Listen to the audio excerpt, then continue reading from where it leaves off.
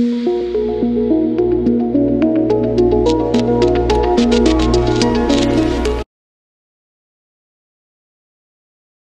Number 2 पे आए जवानों, have a look eight question number 2.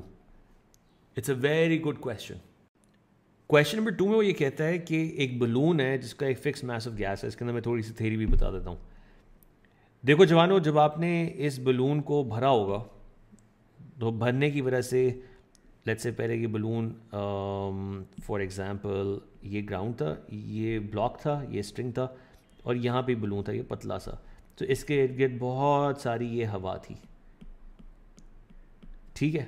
अब आपने जब इस बलून को इन्फ्लेट किया होगा, मुझे ये बताएं कि क्या आपने इस सारी हवा को लेफ्ट राइट किया होगा या नहीं किया होगा.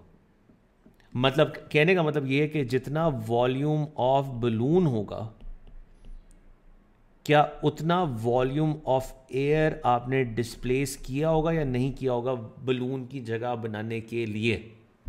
मैं इस कमरे में आया हूं तो जितना मेरा वॉल्यूम है, क्या उतना वॉल्यूम ऑफ एयर इस कमरे से बाहर किया होगा. यही कॉन्सेप्ट है. सही है. सो यहां पे लिख लो कि जो आर्किमिडीज प्रिंसिपल है वो बेसिकली ये होता है कि volume of balloon is equal to the volume of air that you have displaced. अब यहाँ पे तो मैं एयर लिख रहा हूँ, कल को आप पानी में होंगे तो आप लिख देंगे पानी, वॉल्यूम ऑफ वाटर डिस्प्लेस्ड. आप पानी की बाल्टी लें, पानी की बाल्टी में अपना हाथ डालें. आपका हाथ डालने की वजह से जितना आपके हाथ का वॉल्यूम होगा उतना वॉल्यूम ऑफ वाटर उस बकेट से बाहर आने की कोशिश करेगा. अगर बकेट पूरी भरी होगी तो आपने देखा होगा हाथ डालें पानी बाहर आता है. कितना पानी बाहर आता है? एग्जैक्टली उतना जितना आपके हाथ का वॉल्यूम है. ये है ये वाला कॉन्सेप्ट. अब आर्किमिडीज प्रिंसिपल क्या कहता है? आर्किमिडीज प्रिंसिपल बड़ा सिंपल स्ट्रेट फॉरवर्ड प्रिंसिपल है. वो कहता है कि आप thrust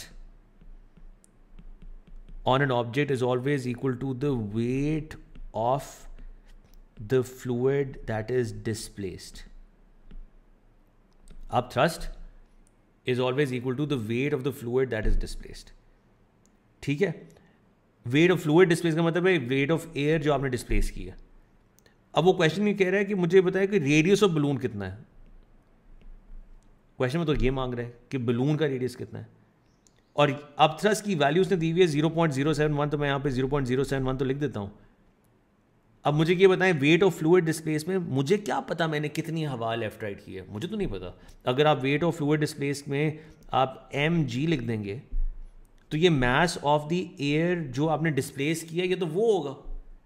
हमें तो नहीं पता हमने एयर की, हमें तो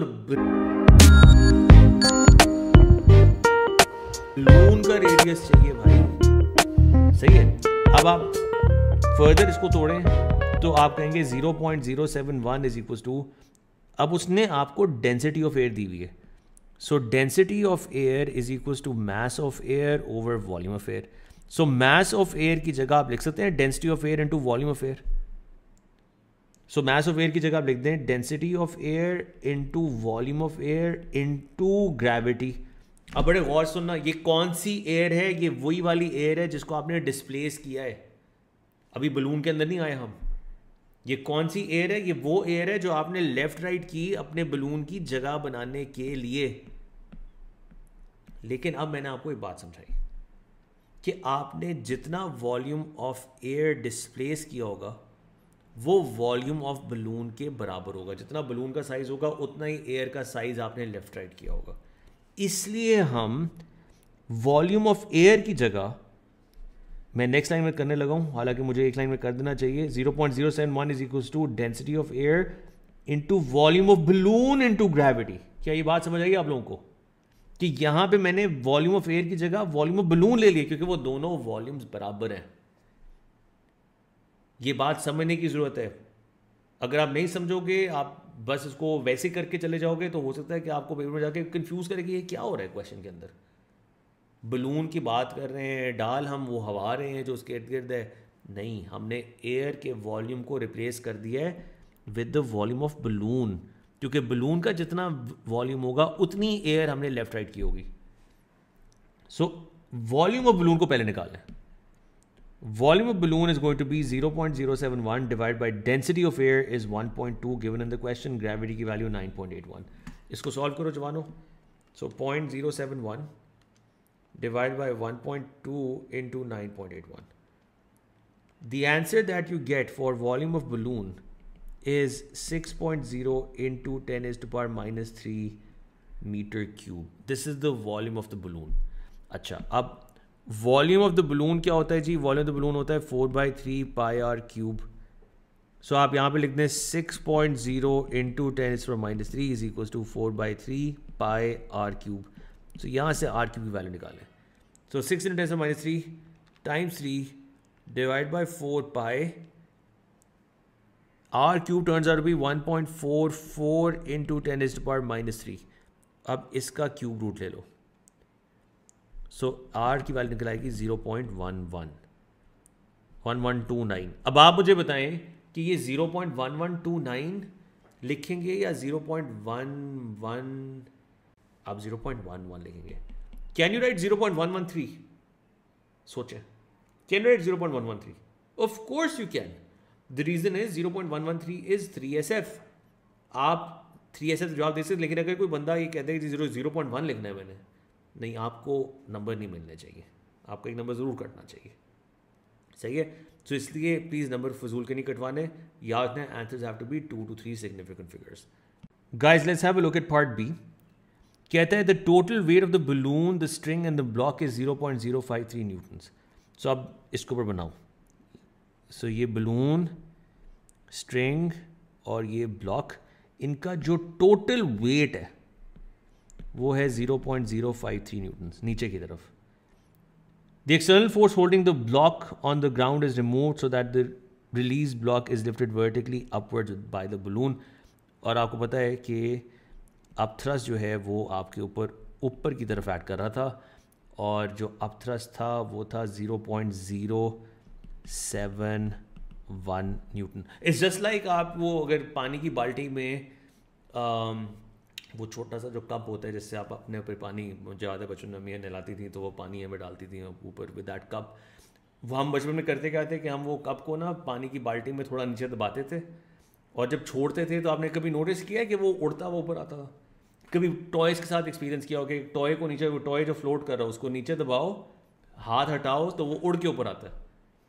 सो इस केस में भी ये हुआ यही कि नीचे वेट कम था और ऊपर की तरफ जो फोर्स है वो ज़्यादा थी, लेकिन हमने इसको दबा के रखा हुआ था जिसकी वजह से ये अपनी जगह पे था. अब वो कह रहा है कि मैंने अपना हाथ उठा लिया, तो जब मैंने हाथ उठा लिया तो क्या होगा? वो चीज़ ऊपर की तरफ आ जाएगी. जो आप बलून को या अपने टॉय को पानी में नीचे दबाओ, और दबा के जब तक दबाया हुआ है तब तक नहीं आएगा, तब मज़ा नहीं आएगा. जब छोड़ोगे तब मज़ा आएगा क्योंकि उड़ के आपके मुँह पे आएगा. सो जब वो छोड़ेंगे तो वो क्यों उड़ के ऊपर आएगा? क्योंकि अपथ्रस्ट इसका वेट से ज़्यादा है. Weight is 0.053, upthrust is 0.071. वो कहते हैं मुझे ये बताओ what is the acceleration of the block upwards. So you guys know that you have to apply the formula F minus F is equals to ma.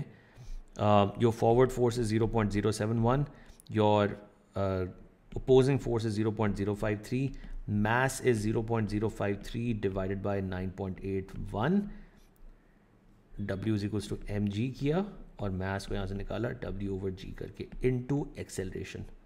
So the acceleration will turn out to be 3.33 या 3.3 meters per second square. So part C में कहते हैं the balloon continues to lift the block. The string breaks as the block is moving vertically upwards with a speed of 1.4 meters per second. So ये string टूट जाता है when the block was moving upwards with a speed of 1.4 meters per second. After the string breaks, तो ये block का ज़ाहिर है इसने नीचे गिरना है, लेकिन ये फ़ौरन नीचे नहीं गिरेगा क्योंकि जवानों उसके पास इनिशियल स्पीड ऊपर की तरफ है 1.4 मीटर पर सेकंड की स्पीड है. ठीक है, ऊपर की तरफ जो इसकी स्पीड है 1.4 मीटर पर सेकंड है. जब इसकी स्पीड 0 होगी तब इसका डायरेक्शन चेंज होगा और फिर ये नीचे आएगा. तो पहले ये ऊपर जाएगा, फिर ये नीचे आएगा. ज़्यादा ऊपर नहीं जाएगा क्योंकि आपको पता है कि ग्रेविटी ठीक ठाक है, 9.81 मीटर पर सेकंड स्क्वायर है. एक्सेलेरेशन जो पहले थी वो 3.3 मीटर पर सेकंड स्क्वायर थी, लेकिन अब चूंकि वो बलून कट चुका है, समझो इंजन ही कट गया है, सो अपवर्ड एक्सेलेरेशन ख़त्म हो गई है. अब सिर्फ डाउनवर्ड एक्सेलेरेशन है, लेकिन चूंकि इसके पास एक स्पीड है तो उस स्पीड को ज़ीरो करने में कुछ ये डिस्टेंस ट्रैवल करके ऊपर ज़रूर जाएगा. और वो ये भी कह देते हैं that the block hits the ground with a speed of 3.6. सो ये जो डाउनवर्ड स्पीड है वो 3.6 है. वो कहता है by considering the motion of the block after the string breaks, so string इधर टूटती है एट दिस पोजिशन, कहता है what is the height of the block above the ground, so we have to calculate what is this height. So let's use the equation of motion which is 2s is equals to v square minus u square 2 times. अब आपने एक direction को positive लेना है, सो downward direction को positive लेते हैं. चले, सो 2 टाइम्स 9.81 टाइम्स h को डिस्प्लेसमेंट है, डिस्प्लेसमेंट को आप ऊपर की तरफ लेने तो माइनस h लिख दें, is equals to v square minus u square. Final speed आपकी नीचे के डायरेक्शन में है, सो इसको लिखेंगे 3.6 whole square minus initial speed आपकी ऊपर की तरफ थी, माइनस का साइन यहाँ पे आ जाएगा, सो माइनस 1.4 होल स्क्वायर, क्योंकि ये ऊपर की तरफ हमने डाउनवर्ड डायरेक्शन पॉजिटिव लिया, अपर डायरेक्शन नेगेटिव हो जाएगा. इसको सॉल्व कर लें. So basically 2 into 9.81 into h is equals to 3.6 square minus 1.4 square. ये माइनस का साइन कोई फ़र्क नहीं डालेगा क्योंकि स्क्वायर लगा हुआ है, बट आपको फिर भी पता होना चाहिए. The height above the ground h is 0.56 metres. चलिए जी पार्ट 2 देखें. The string breaks at time t is equal to 0 and the block hits the ground at t is equals to capital T. So t is equal to capital T पे वो ground को hit करती है, और जब ground को hit करने से पहले उसकी स्पीड कितनी होती है 3.6. कहता है numerical values of t are not required, assume that v is positive in the upward direction. Lovely. So जी कहानी को फिर से बनाए कि आपकी स्ट्रिंग जब टूटी थी तो आपकी स्पीड थी 1.4 मीटर पर सेकेंड पॉजिटिव. आप कुछ टाइम लगा आपको 0 मीटर पर सेकेंड पे आने में. क्यों? क्योंकि अब आपकी ग्रेविटी ही है जो आपको पुल कर रही है नीचे की तरफ, लेकिन आपकी स्पीड आपके अंदर मोमेंटम रखती है थोड़ा, जिसकी वजह से आप थोड़ा सा ऊपर जाते हैं. सही है. और उसके बाद आपका डायरेक्शन चेंज होता है जवानों, और आप नीचे आते हो, and just before hitting the ground at t is equal to capital T your speed is minus 3.6 metres per second. So the first thing that I would suggest is कि आप 0 के ऊपर एक फ्लैट लाइन बना लो, क्योंकि आप velocity time graph बना रहे हो, स्पीड टाइम ग्राफ नहीं बना रहे. तो ध्यान रखना कि ये वेलोसिटी दोनों डायरेक्शन में हमने दिखानी है. इनिशियल वेलोसिटी कितनी दिखानी है 1.4.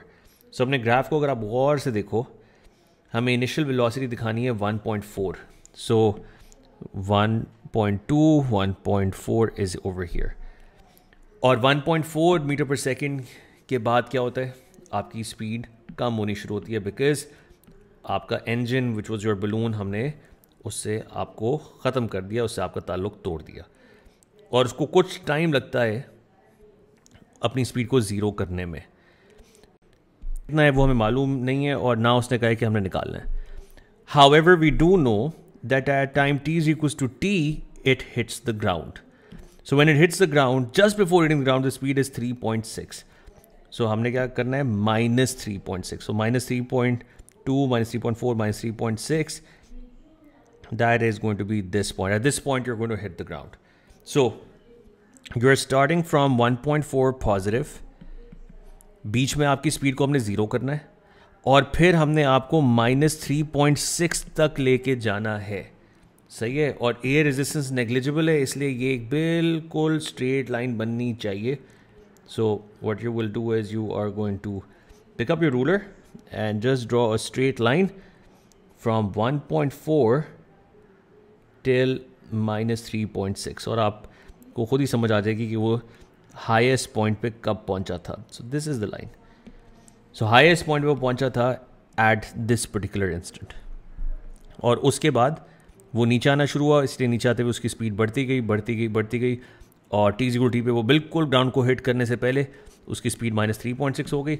और आप चाहो तो आप इसके ऊपर हमें एक वर्टिकल लाइन वापस बना के दे सकते हो, जो हमें दिखा दे कि आप ग्राउंड को हिट कर गए हो तो आपकी स्पीड ज़ीरो हो गई है. This is the graph.